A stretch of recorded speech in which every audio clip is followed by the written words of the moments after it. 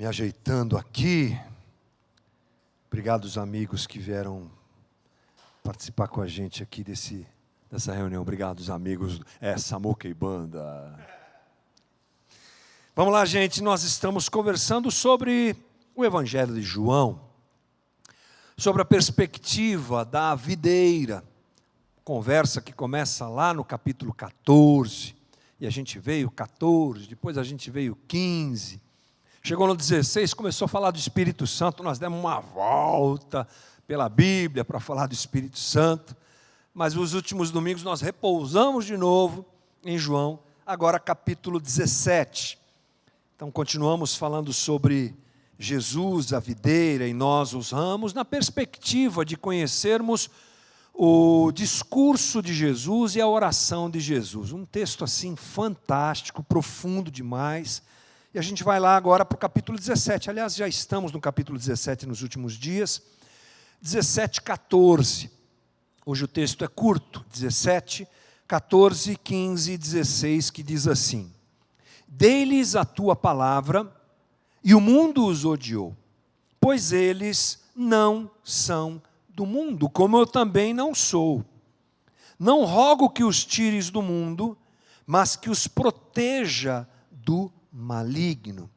Eles não são do mundo, como eu também não sou. Algumas vezes nós já dissemos aqui que há um grande perigo de nós pegarmos o texto bíblico e sairmos interpretando, sairmos dando o nosso entendimento sobre o texto, sem ao menos saber do que é que se trata. A gente chama isso de contexto, né? Então, onde é que isso foi dito, para quem foi dito, quem disse, como disse, por que disse? A gente tem discorrido sobre essa situação, e domingo a domingo, e a gente se lembra que Jesus aqui, nesse caso, está orando pelos seus discípulos. Mas eu quero trazer para você algumas informações importantes que começam, por exemplo, lá no capítulo 13 do texto de João. Lá no capítulo 13, Jesus celebra a ceia com os seus discípulos. Ele está junto com os seus e ele celebra a ceia. Naquele momento, ele realiza o lava-pés. Lembra? Aquela cerimônia em que Jesus lavou os pés dos seus discípulos, ensinando a eles que assim eles deveriam fazer entre eles. Jesus também, naquele momento, indica o traidor, fala sobre Judas, o traidor, e também avisa Pedro: Pedro, você vai me negar. Esse é o contexto do capítulo 13, para a gente ir construindo a imagem do que está acontecendo. No 14, começa o discurso de Jesus, que para nós, no texto bíblico, dura aí 2 capítulos, basicamente. Ele é registrado, portanto, até o capítulo 16. Jesus fala um monte de coisas que nós já conversamos aqui nos últimos domingos. E a tônica desse discurso de Jesus, se nós pudéssemos entendê-lo, resumi-lo, o que é que Jesus fala nesse discurso? Ele diz que ele morrerá. Várias e várias vezes ele está avisando os discípulos: olha, está chegando a minha hora, é chegada a minha hora, eu vou voltar para o Pai. Mas ao mesmo tempo que ele fala isso, e os discípulos com certeza ficam temerosos, cheios de receio, o que é que vai acontecer? Eles que abandonaram tudo para seguirem Jesus, quando Jesus anuncia a sua morte, com certeza o coração daquele pessoal fica meio atrapalhado, meio confuso. Ao mesmo tempo que ele fala isso, ele diz assim: mas relax, eu morrerei, eu voltarei para o Pai, mas take it easy, tranquilo, porque o Espírito Santo vem. E aí Jesus fala muito, muito sobre a vinda do Espírito Santo, o que ele fará, qual será a ação do Espírito na vida daqueles discípulos e tudo mais. E ele fortalece aqueles homens para que eles possam suportar o processo que viria. Agora o interessante é que essas palavras, de alguma maneira, elas nos atingem. Aqueles apóstolos de Jesus, aqueles discípulos de Jesus tiveram o privilégio de conviver com duas situações muito únicas, né? As duas situações, quando vividas de forma consequente, uma depois da outra, é alguma coisa realmente única, porque eles conviveram com Jesus, homem, o Deus encarnado que andou com eles e provou ser o Messias de tantas maneiras, e eles reconheceram isso, mas mais à frente, esses homens foram cheios do Espírito. lá no livro de Atos. São os mesmos que estão aqui, que mais à frente serão cheios do Espírito Santo, batizados, visitados, plenos do Espírito. Só esses homens viveram tudo isso. Não é? Nós hoje vivemos a presença do Espírito em nós, somos casa, morada de Deus. E essas palavras, elas ecoam em nós. Porque Jesus fala para aqueles homens, mas nos ensina coisas ao falar para aqueles homens. Nós traduzimos isso, entendemos isso, nos debruçamos sobre essas palavras de Jesus. E aqui no capítulo 17, Jesus não só fala, ele ora. Ele está orando pelos discípulos, por aquilo que eles viverão, e ele ora por nós também. Pode se colocar como discípulo de Jesus, sem dúvida nenhuma, e prestar atenção que Jesus está orando por nós. Aqui, ele realmente faz muitas afirmações importantes, muitas afirmações relevantes, e elas devem ser analisadas por nós, à luz de todo esse contexto que a gente conversou agora. E a gente deve se lembrar que Jesus está orando não só por eles, mas por nós também. É a base de tudo isso que é utilizada para a gente entender essa conversa, esses 3 versículos que nós usamos aqui na fala de Jesus, registrada por João. Mas a gente vai versículo a versículo, tá bom? Bem pianinho, para a gente aprender direitinho o que é que Jesus está dizendo aqui. No 14 ele diz assim: dei-lhes a tua palavra e o mundo os odiou, pois eles não são do mundo, como eu também não sou. Bom, Jesus está dizendo que deu a palavra aos discípulos, a nós, que o mundo os odiou, porque não são do mundo. Aliás, eu quero começar justamente por esse caminho final, não é? Não são do mundo. É importante a gente começar por esse caminho, porque ele nos ajuda a compreender o resto daquilo que Jesus disse. Jesus está dizendo que os seus discípulos não são do mundo. Ele deu a palavra a eles, o mundo os odiou, porque eles não são do mundo. Olha que coisa interessante. O que Jesus quis dizer com isso? Aqueles homens continuaram lá, né, gente? Jesus morre, Jesus ressuscita em corpo, anda com eles 40 dias, não é? Ressuscitado, depois sobe aos céus. E eles não vão com ele. Eles ficam onde? No mundo. Olha que coisa interessante. Como é que Jesus pode dizer que aqueles homens não eram do mundo? Como é que ele pode dizer que nós, discípulos de Jesus, não somos do mundo, se nós estamos aqui? Esse que é o problema da tradução que muitas vezes nós fazemos e que nos é dada no português, porque algumas coisas se perdem. A palavra usada por João para registrar o que Jesus disse em aramaico e João registra em grego, é uma palavra que a gente já usou muito aqui, eu já falei bastante sobre isso, que é a palavra cosmos. A palavra cosmos, no grego, ela é muito ampla, mas nós podemos entender que o que Jesus quis dizer ao citar, eles não são do cosmos, é ordem, sistema. A melhor tradução para a gente é essa, é isso que Jesus quis dizer. Esses discípulos não são do cosmos. Quando Jesus diz isso, ele quer dizer o quê? Eles estão aqui. Mas o pensamento deles, orando ao Pai, ele diz, eles estão aqui, mas não são mais daqui. Eles não comungam mais com as regras, as leis, os valores desta sociedade em que eles estão inseridos. Isso que ele quis dizer quando diz que os discípulos não são mais do mundo.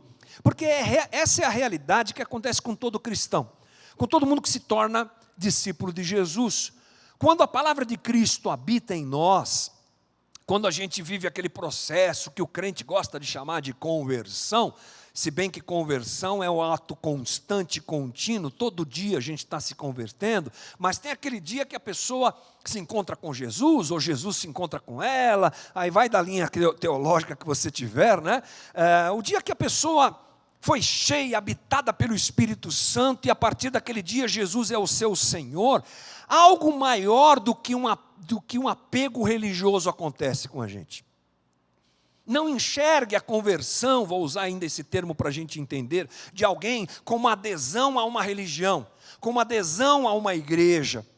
O que acontece é muito maior do que isso, muito mais profundo do que isso, é um renascimento. A gente se torna nova criatura. Continuamos aqui continuamos convivendo com os nossos familiares, trabalhamos no mesmo trabalho, tudo está igual aparentemente, mas a nossa essência como gente muda, porque nascemos de novo.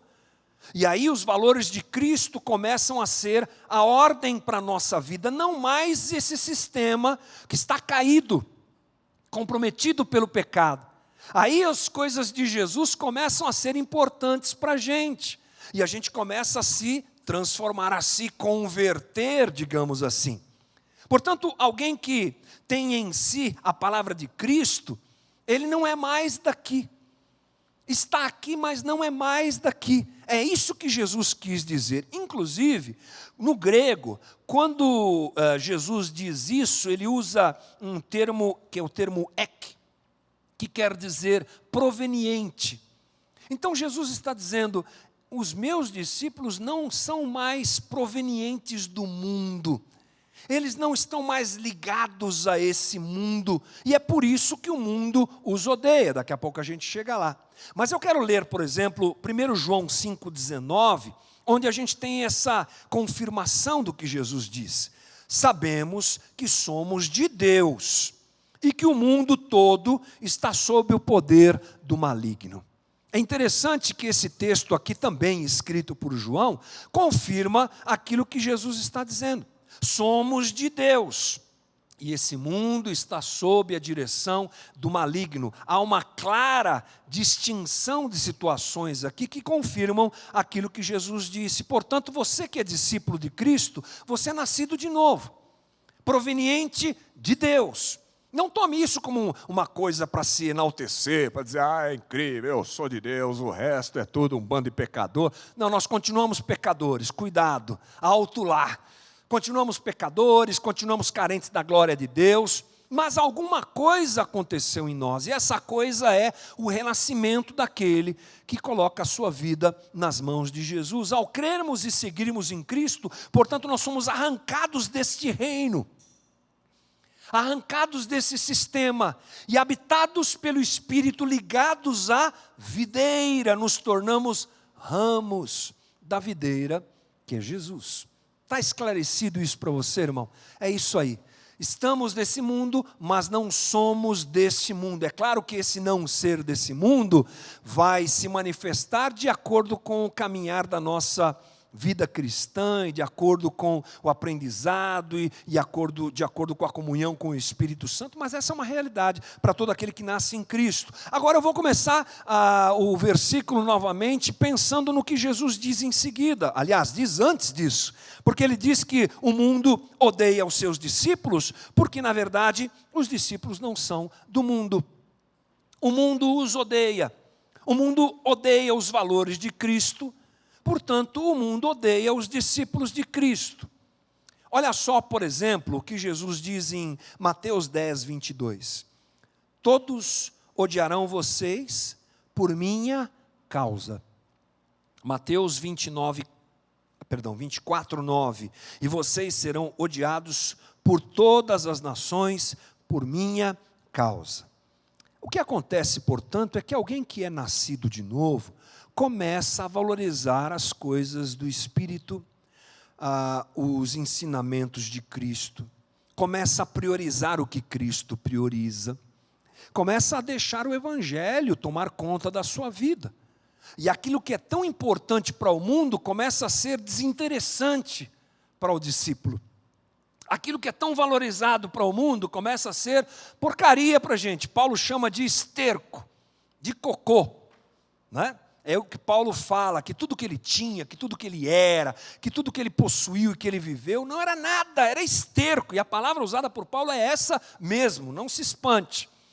Quando esse movimento acontece, a gente começa a dizer não para algumas coisas que são correntes no mundo que a gente vive.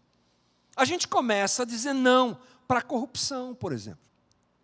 Mas o jeitinho brasileiro, você não é brasileiro? Eu sou brasileiro, mas eu sou nascido de novo, eu sou um brasileiro nascido de novo.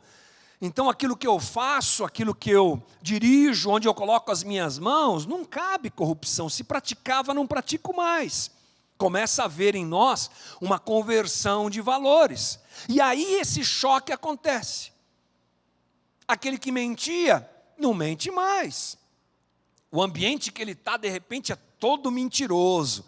Não tem problema, é só uma mentirinha, aposta aí, não tem, pode soltar, pode falar, está tudo certo. Você precisa se reafirmar, você precisa mostrar quem você é. Então está tudo bem, o sistema pensa assim. Mas você, brasileiro, guarulhense, nascido em Cristo, já entendeu que mentira não tem nada a ver com você. Porque o diabo é o pai da mentira, Jesus mesmo diz isso. Então a gente se apega a essa realidade e diz assim, não, estou fora. Aí começa o conflito.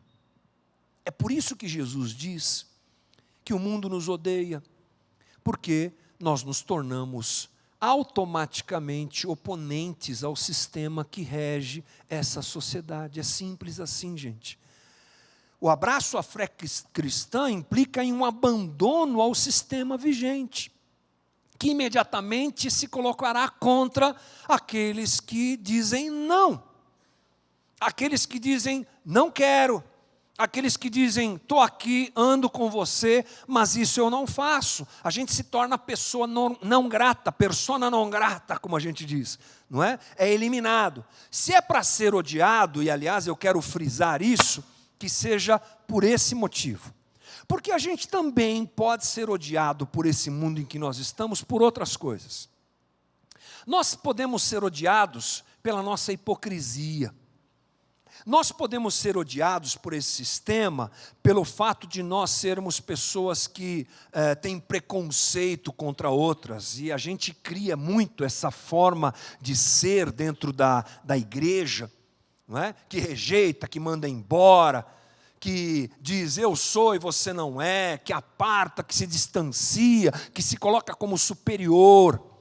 Esse tipo de postura e outras coisas mais também causam ao mundo uma grande repulsa quanto a nós. Eu falei isso alguns meses atrás aqui, quando nós entramos nesse momento político em que nós estamos, que quando ele terminar, a igreja será muito pior vista do que era quando ele começou.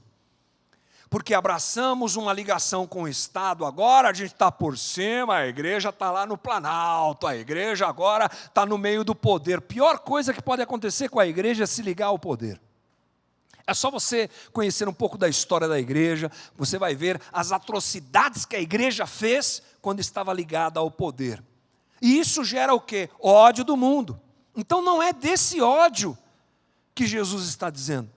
Porque Jesus diz para nós amarmos, suportarmos, andarmos com as pessoas, não é? Jesus diz para nós sermos receptivos a todo tipo de gente, com todo tipo de situação, como ele era. Por que Jesus foi odiado pelo mundo? Por abraçar aqueles que a religião enxotava, por amar aqueles que eram rejeitados. Jesus não foi odiado porque era preconceituoso. Jesus não foi odiado porque era hipócrita. Jesus não foi odiado porque apresentava um discurso e vivia uma outra coisa. Jesus foi odiado pelo mundo, como nós devemos ser, pela sua empatia com aqueles que precisavam. É isso que causou a fúria do sistema religioso de Israel e que tornou Jesus uma figura suspeita para Roma, porque ele começou a se tornar, se tornou uma ameaça ao sistema romano, que acabou junto com o sistema religioso de Israel, crucificando Jesus. Será que é esse tipo de ódio que o mundo tem destilado contra a gente? Aplicado contra a gente? Eu espero que sim. Ou seja, se é para ser odiado, que seja por perdoar, por suportar, por proteger a criação, não é? Que seja por não se corromper. Se é para ser odiado pelo sistema, que seja por valorizar a verdade, rejeitar a corrupção, que seja por colocar em primeiro lugar os valores do Evangelho de Cristo. Então, se for por isso, pode odiar o mundo, porque Jesus me disse que seria assim. Portanto, é uma boa manhã para a gente pensar sobre isso. Por que que os meus parentes me odeiam? Porque eu sou hipócrita, aqueles que não conhecem Jesus, é claro que eu estou dizendo. Por que a minha família, o outro lado da minha família que não vai na igreja, que não quer saber nada de Deus, me persegue tanto?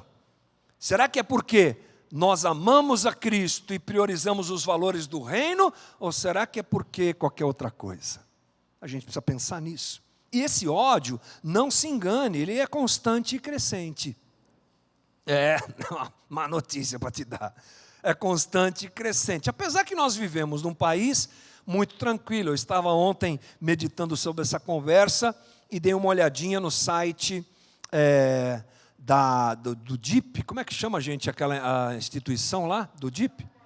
Portas Abertas, verdade, obrigado. Eu dei uma olhadinha lá no site da Portas Abertas, se você não conhece, faça isso. Você vai saber o que é perseguição, você vai saber o que é ódio. Lá no Oriente, né, testemunhos de gente que é jogado para correr de casa, aquela coisa toda. Nós aqui estamos tranquilos ainda, mas esse ódio, ele é constante e crescente. Não se engane. Quanto mais nós nos apegamos aos valores do reino, mais essa sociedade que se afasta cada dia mais também dos valores do reino, vai entrar em conflito com a igreja correta, a igreja viva, a igreja verdadeira de Jesus, e é assim que acontece.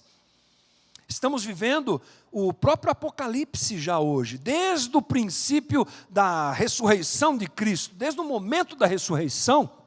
Não se engane, o Apocalipse já foi startado, já foi iniciado, e esse sistema vai se opor cada vez mais aos ensinamentos e aos valores de Cristo. Quanto mais a igreja entra em estado de santificação, de um desejo crescente de obedecer mais os valores do reino, mais ela vai se chocar com a sociedade. Mas, por outro lado, ela vai despertar amor das pessoas na sociedade também pela igreja.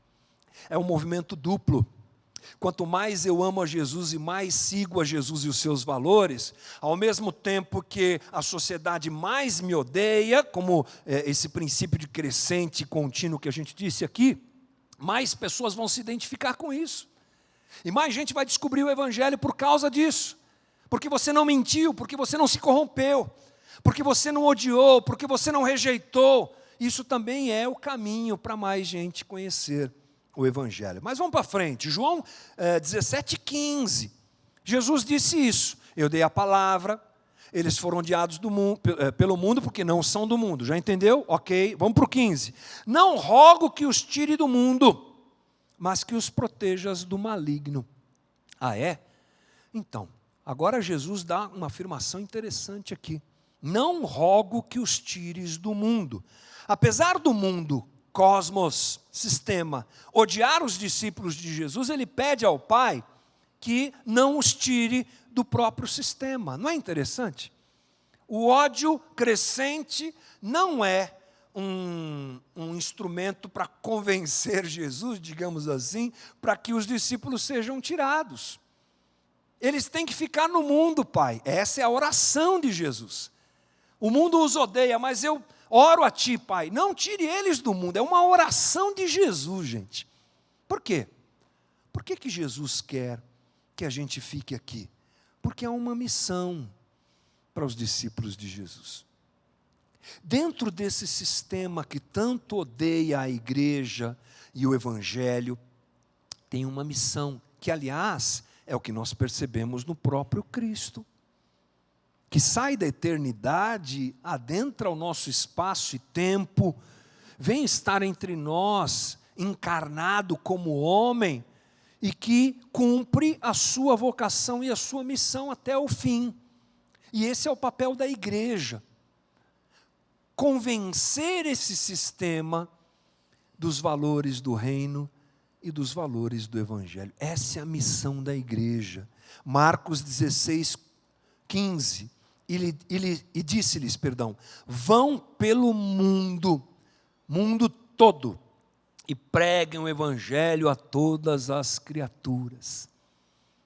Essa é a convocação, a vocação, o envio que Jesus nos dá aos seus discípulos e dá a nós. O sistema que odeia os valores do Evangelho deve ser alcançado pelo amor de Cristo através dos seus discípulos. Olha que coisa interessante.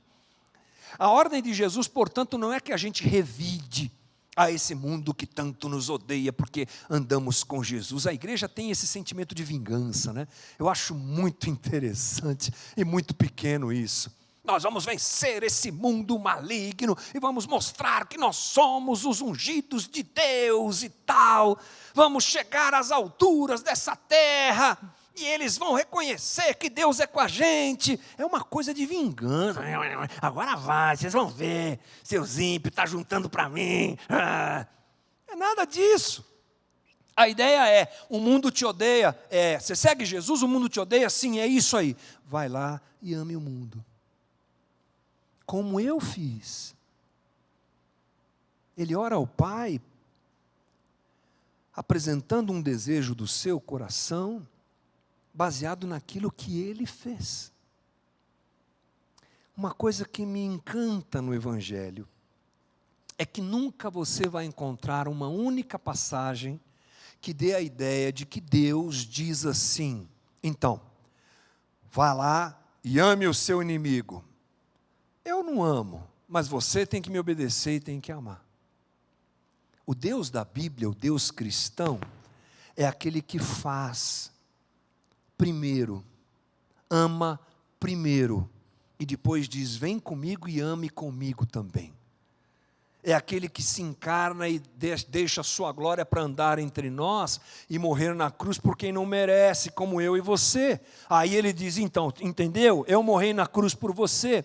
Eu fiz esse caminho não de vingança, não de poder, não de destruição, não de imposição de vontade. Eu fiz o caminho do amor, entendeu? Esse mundo perdido precisa ser conquistado assim. Então vai lá.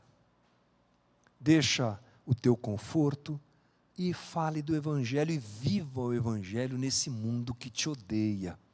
Esse é o princípio. E essa era a missão dos discípulos e a nossa missão também. Jesus não seria incoerente em pedir para a gente sair daqui. Cuidado com a espiritualidade escapista. Tem crente que parece aqueles mágicos que são amarrados e jogados dentro da caixa de vidro cheia de água, sabe? Que você fica torcendo para o cara romper a corrente e desamarrar não sei o quê, porque a água está subindo. Tem crente que está aqui na terra assim: eu preciso ir embora, eu preciso sair daqui, eu preciso dar um jeito de ir embora, esse mundo malvado, esse mundo mau. Não, a ideia de um evangelho escapista não está na boca de Cristo. É para a gente ficar que não os tire do mundo. Fiquem, deixa eles no mundo, Pai, e dá a eles a condição de andarem nesse mundo e viverem nesse mundo da maneira que tem que ser. Portanto, uma espiritualidade escapista é inadequada aos discípulos de Cristo, que devem continuar aqui, longe do sistema, é claro, apegados aos valores do reino, mas divulgando, vivendo e impactando essa sociedade com os valores do reino. E no 15, aí ele diz: não rogo que os tires do mundo, mas que os proteja do maligno. Jesus pede que o Pai não tire os seus discípulos do mundo, é a missão, mas os guarde e os proteja do maligno. Quando você ouve essa frase aqui, mas os proteja do maligno, você lembra de qual outro texto? A oração do Pai Nosso, não é? Lembrou? Mateus 6,13, não os deixe cair em tentação, mas... Isso. Aliás, livrai-nos do mal virou slogan, né? Você já viu? Um monte de gente com tatuagem, não é, Leia? É isso? Tatuagem, com camiseta, põe no carro: livra-nos do mal, livrai-nos do mal, livra-me do mal. É bem interessante. Tem uns jogadores de futebol, esses caras milionários, cheios de tatuagem, eles tatuam lá: livra-nos do mal. Geralmente a gente pega essa ideia de livrar do mal e a gente aplica a realidade do mal que a gente vive nesse mundo. Ok, tem um mal nesse mundo aqui, né? O mal que faz a gente ser assaltado, que faz a gente passar por doença, que faz a gente bater o carro, o mal que faz a gente viver umas coisas que não são nem um pouco legais, né? O mal da existência, o mal do dia a dia, o mal que, aliás, Jesus diz que acontece com justos e com ímpios, porque o Pai faz o sol nascer para justos e ímpios. E nós cristãos também estamos sujeitos a ele, sujeitos ao mal. Pedimos proteção, pedimos graça de Jesus, pedimos misericórdia.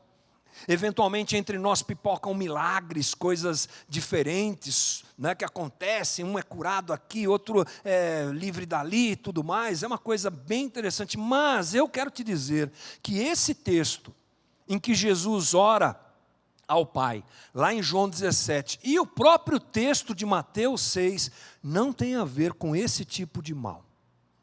A palavra usada nos dá a ideia de maligno. Aliás, na minha tradução aqui, seria melhor ser colocada como maligno. Aliás, em João é maligno, né? Mas que os proteja do maligno. Tanto um quanto o outro se referem mais justamente ao sistema. Esse mal que Jesus pede para o Pai nos preservar dele, não é o mal do acidente, não é o mal da doença, não é o mal do assalto, é o mal do sistema. E eu acho isso relevante. Porque se Jesus, o Filho, ora ao Pai para que Ele nos proteja desse mau sistema e não do mal do dia a dia, é porque esse mau sistema talvez seja a fonte de preocupação para Ele quanto a nós. A pior coisa que talvez possa acontecer com a gente é cair no mal do sistema. Pior talvez do que uma situação difícil que você viva na sua vida, porque o que está em jogo é a nossa própria existência, a nossa própria relação com Deus, com o Pai. Por isso Jesus ora. Mal ou maligno é a mesma palavra no grego, que tem a ver com esse sistema caído. Ou seja, nós não podemos cair no sistema pecaminoso, é a oração de Jesus ao Pai. Livra eles, Deus. Pai, eu estou orando e pedindo, eles estão aqui, não tira eles do mundo, guarde eles do mal, guarde eles da corrupção, guarde eles do coração endurecido, guarde eles, Senhor, de se corromperem nos seus valores, guarde eles de não deixarem que os valores do reino se percam nos seus corações. É essa a oração que Jesus está fazendo, que eles sejam fortes, que eles sejam firmes, que eles sejam seguros. Quando vierem tribulações, quando vierem situações difíceis, não deixe eles se perderem. É mais ou menos, não é isso que Jesus está dizendo. E nós, então, precisamos prestar atenção nessa preocupação de Jesus, que ora ao Pai e pede, não deixe esse pessoal se perder, Jesus. Quando ele faz isso diante dos discípulos, é claro que ele está antevendo o que esses homens viverão, que não é nem um pouco bom. Todos os discípulos, menos João, então não são todos, né? Os discípulos, menos João, eles morreram martirizados. João morreu sozinho na ilha de Patmos. Mas é impressionante como a morte daqueles caras foi violenta e terrível. Jesus está também antevendo isso e dizendo, Pai, mantém esses homens firmes diante da dor que eles viverão e da dificuldade que viverão. Mas com certeza essa oração cabe, chega até nós, porque somos discípulos de Cristo e a preocupação de Jesus é, não deixe a minha igreja, os meus discípulos se perderem no caos desse mundo maluco em que eles estão inseridos e vivendo. E não há dúvida, o mundo está em colapso, a contagem regressiva já foi startada, tudo já começou lá na cruz, quando Jesus disse, está consumado, e a gente está só esperando o tempo passar. É interessante a gente ler o texto bíblico um pouco mais afastado da Bíblia, digamos assim, onde você tem uma ideia do panorama bíblico, e você ali enxerga começo, meio e fim de todas as coisas, que já está escrito desde a eternidade. Esse mundo em que estamos, ele está em colapso, e nos resta ver o tempo passar, vivendo o Evangelho dentro desse sistema caído, gente. É isso que Jesus está dizendo nessa oração, é o que nós devemos refletir sobre essa palavra e essa oração de Jesus. Eles estão no mundo, receberam a minha palavra, se converteram às minhas palavras, o mundo os odeia, não tire eles do mundo, Pai, mas os proteja, porque eles precisam continuar caminhando onde estão, e refletindo a luz onde estão. e mostrando o meu amor aonde estão. 1 João 5,18 diz assim: sabemos que todo aquele que é nascido de Deus não está no pecado. Aquele que nasceu de Deus o protege. Aquele que nasceu de Deus o protege, o maligno não o atinge. Sabemos que somos de Deus e que o mundo todo está sob o poder do maligno. É essa distinção que Jesus deixa claro para nós. Portanto, a oração de Jesus, indo para a conversa final nossa aqui. A oração de Jesus nos mostra que somos dele e não do mundo. Estamos aqui, mas somos dele e não do mundo. Isso nos chama a atenção a respeito das nossas prioridades e valores. Também nos mostra que nós temos uma missão. Esse é o papel da igreja, estar aqui, não se conformar. É a palavra de Paulo: não vos conformeis com este século, mas renovai-vos, transformai-vos, melhor dizendo, pela renovação da vossa mente. Mateus 12. A palavra usada por Paulo é: não usem a mesma forma que o sistema. Vocês estão aqui, mas não são do mundo. Andem aqui, mas não se adequem, não se conformem, não entrem na mesma forma do mundo. E, é claro, somos salvos do maligno que reina nesse mundo caótico. Graças a Deus. Há então, da parte de Deus, uma ação para proteger o nosso coração. E a gente não se dobrar àquilo que o mundo diz ser tão importante, tão valioso e tão precioso. Somos filhos de Deus. Minha palavra nessa manhã para você é: irmão, você é filho de Deus neste mundo caído. Vamos andar dessa maneira, refletindo o Evangelho de Cristo onde nós estivermos e sabendo que Deus é com a gente.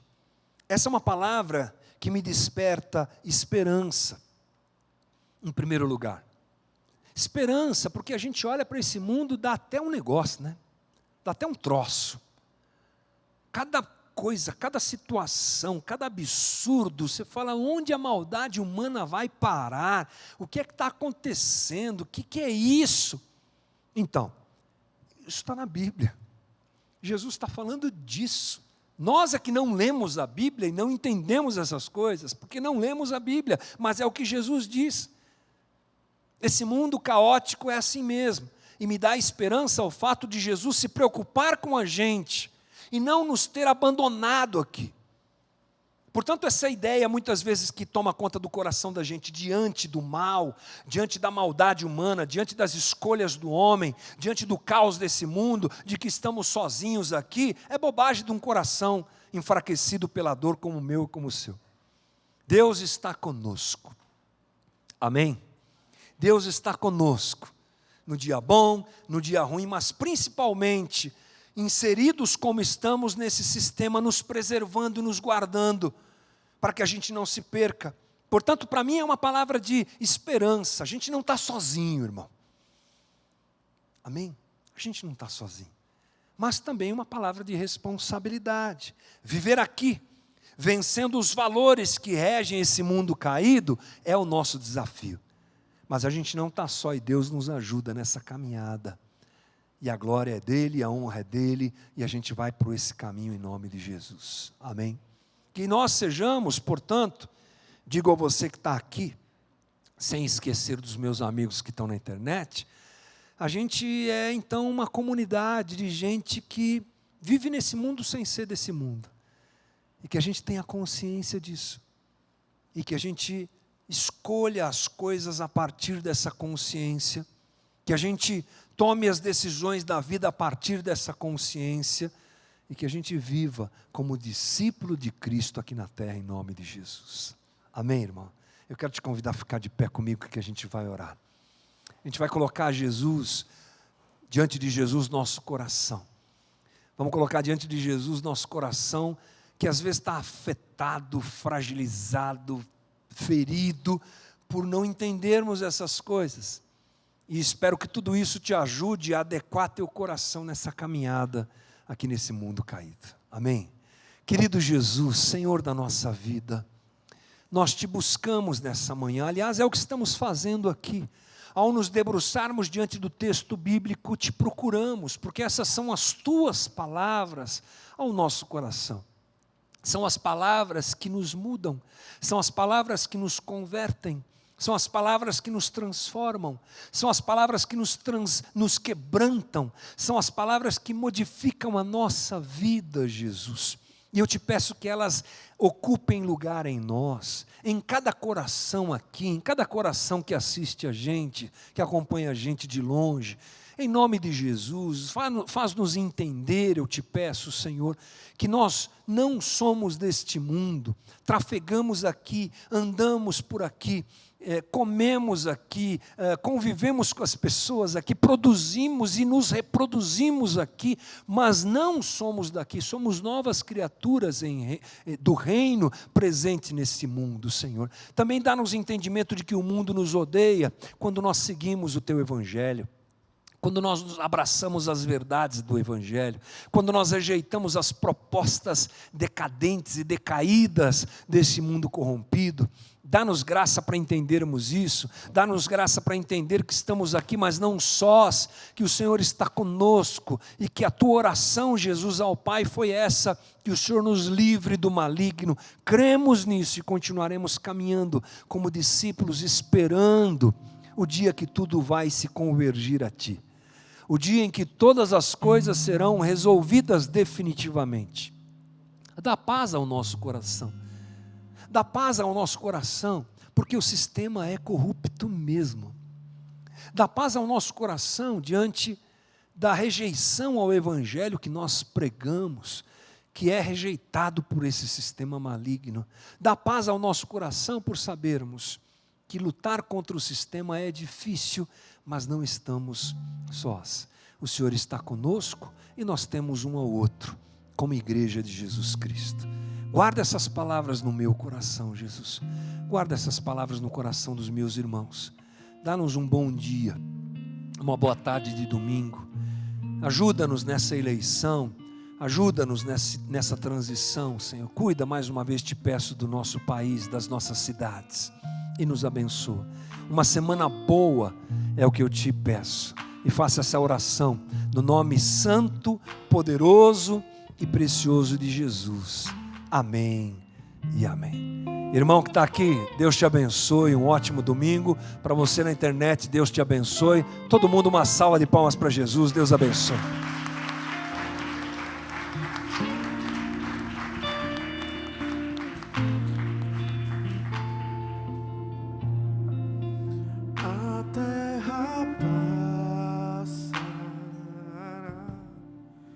Teu amor não mudará, por tua graça, pedra angular, voltou a respirar. Quem morto parecia estar, a escuridão não prevalecerá. Por tudo que és, respondemos a Ti com amor, a Ti cantamos, Jesus, te amamos.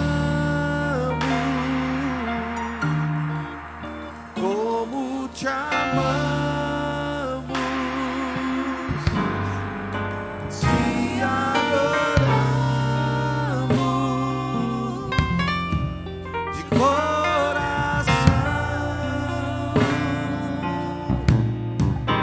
Jesus, te amamos, como te amamos.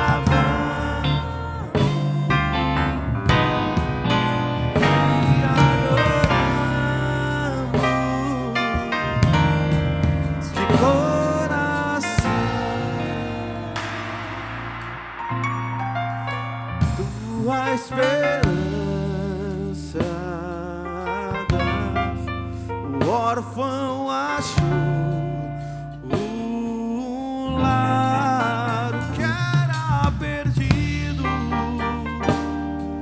se encontra em ti, Jesus. Tu ergues o nosso olhar,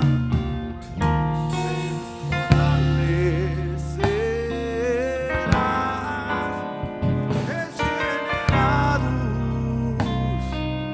pela tua cruz.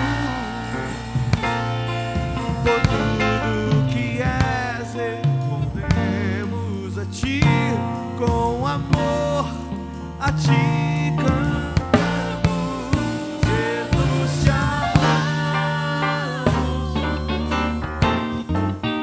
como te amamos,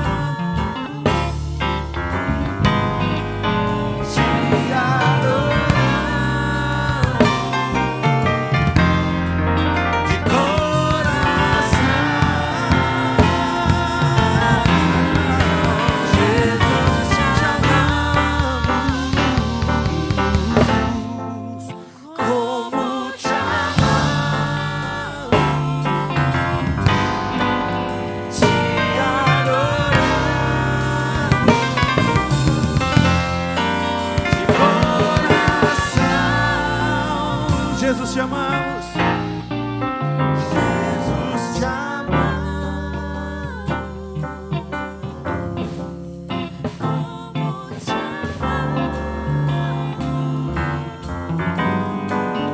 te adoramos de coração.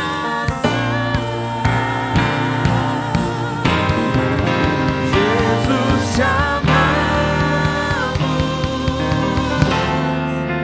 como